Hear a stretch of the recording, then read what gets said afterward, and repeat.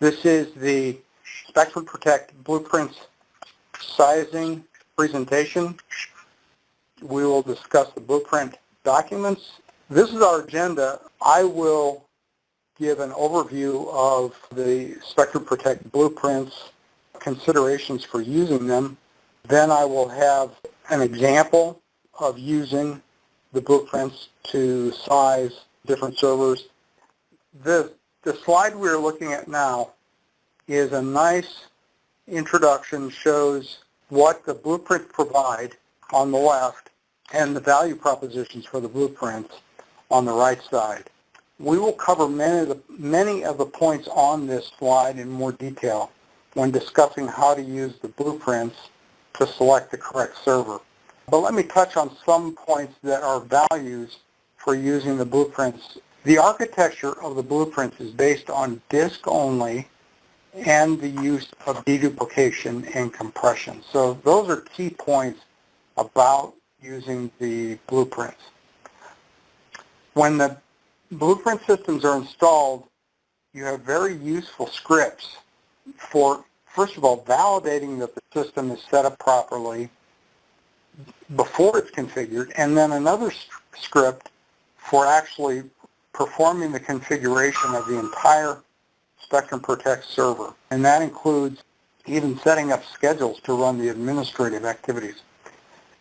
And for customers who want to take advantage of cloud or object storage, the servers that the blueprints set up can be easily configured and deployed for cloud and object store environments. Just in summary, the blueprints are intended to help you select and use the right Spectrum Protect server system and to get it up and running very fast. Okay, on this slide I get down into a little more detail about the blueprints. One of the things that used to be a big challenge and a time-consuming activity for storage people, especially for technical people working with TSM, or now called Spectrum Protect, to determine what the correct configuration was to fit the customer's data protection needs. One of the major goals of the blueprints is to make that part of this effort much easier, and it has succeeded in doing that. The blueprint documents give you a reference architecture and a very usable, detailed documentation for Protect servers on different platforms with different storage options. So what are the reasons to use the blueprint document? First of all, it may be faster to come up with a server configuration, especially if your customer's protection needs are simple or straightforward. And just using the blueprint documents will give you a safe or conservative configuration recommendation. The last bullet here gives you the URL, the website, to download the latest blueprint documents as well as the older ones. One of the important characteristics of the blueprints is that they are what we call prescriptive. That is, they give you a complete, detailed configuration. The configurations that are published in the blueprints have been tested, and development stands behind their function and performance. It is possible to use different hardware than what the blueprint documents call for, but it is not recommended. From the blueprint documents, you can come up with 3 different size servers, what we sometimes call t-shirt sizes: small, medium, and large. Your customer also has a choice of 4 different server platforms: AIX on Power, Linux on Power, or P-Linux, Linux on x86, or x86, and Windows. And for Windows, that is specifically Server 2012 R2. Finally, we have different storage options which are listed at the bottom of this slide. Note that the V5000 Gen 2 as an option for the large configs is something planned for future blueprint documents, but it could be used now. Elastic Storage Server is an alternative for medium and large configurations, but only for AIX, P-Linux, and X-Linux.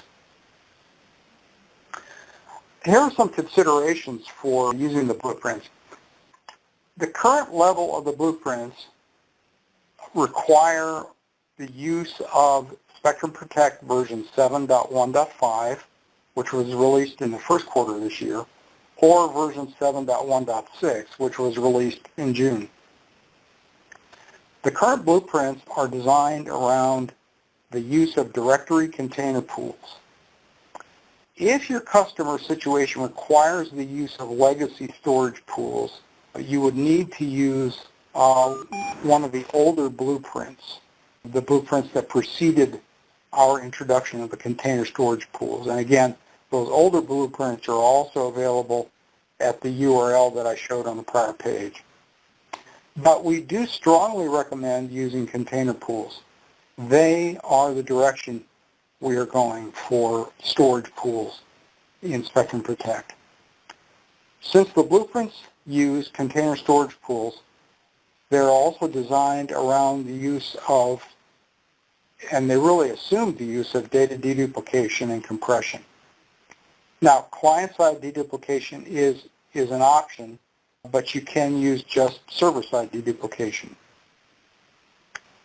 The configurations also include adequate server hardware resources and an adequate database for replicating data to a second server for protection purposes such as disaster recovery protection. It should be noted that the assumed average object size for data being ingested is 128 megabytes, and that is the size for TSM for virtual environment objects. If your average object size for the different kinds of data that they're going to back up is significantly different than this size, this will impact the size of the server database. So you definitely would want to use, it should be noted that there are no blueprints that specifically have a configuration for VTLs like Protect here. And again, we are, with the blueprints, really focused on using container storage pools instead of virtual tape libraries. How do you choose the correct blueprint to meet your needs? At a high level, there are 3 questions to answer to come up with a configuration. The first is, which platform is the best fit? The second question is, which size blueprint server do I need? And the third question is, which storage system is the right one for this customer situation? For the first question, we have 4 options again, the ones I mentioned earlier. And customers usually have a preference. They usually prefer to have AIX or prefer to have X-Linux. So the customer preference should narrow down the options for you to work with from 4 to maybe 2 or maybe just 1. So that question is usually very easily answered. The answer to that question will determine which of the 4 blueprint documents you're going to work with. The second question, and probably the biggest question and one with most of the challenge, is which size server does your customer need? There is a table 1 in each of the blueprint documents that will help you answer that question. And I have included a copy of that table on the right side of this slide. And that table is the same for all the different blueprints. When you are answering the second question about sizing, you need to consider 2 factors. What is the total amount of data that the server will manage over its lifetime? And the second factor is, What's the daily ingest rate? The daily ingest rate is over a period of 10 hours. It's not an entire 24-hour period.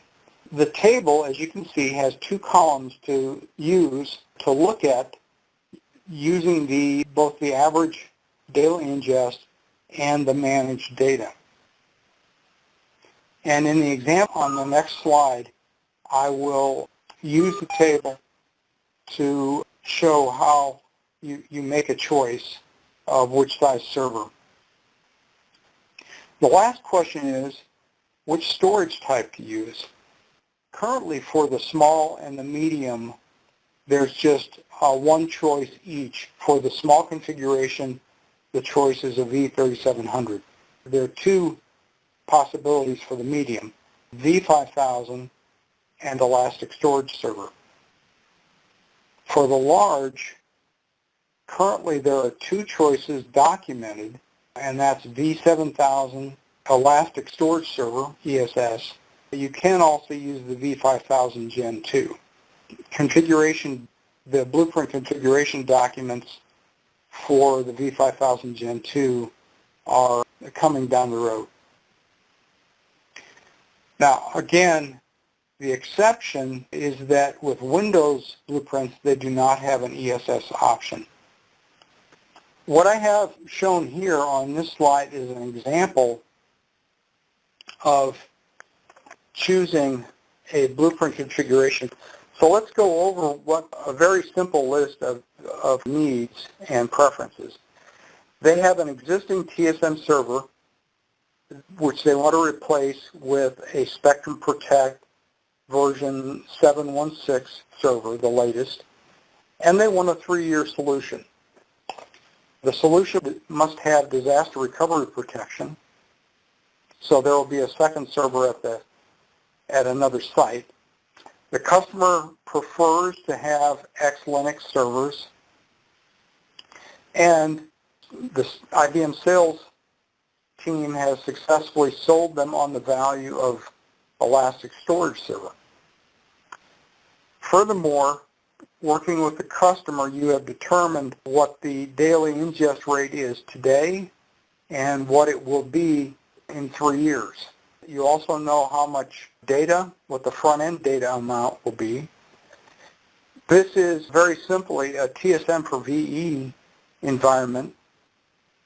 So the data that's backed up is TSM for VE. And the daily change rate is 10%. Also working with the customer, you have found out that the yearly growth rate is 25%. So at the end of 3 years, we've determined that the maximum total amount of data that will be managed by this server is going to be approximately 230 terabytes, and that's raw for deduplication.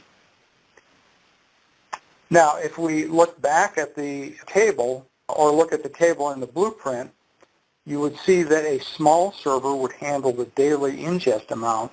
A small server would not handle the total amount of managed data, and that would require a medium. With container storage pools, disaster recovery protection, again, requires a second server, and we're going to use replication between the two servers. So given the total managed data requirement, the desired storage system, the ESS, and the disaster recovery requirement, you determine that the configuration should be 2 medium X-Linux servers with ESS, Elastic Storage Server configurations, and that's what you would have in your proposal. That concludes my example and my discussion of the blueprints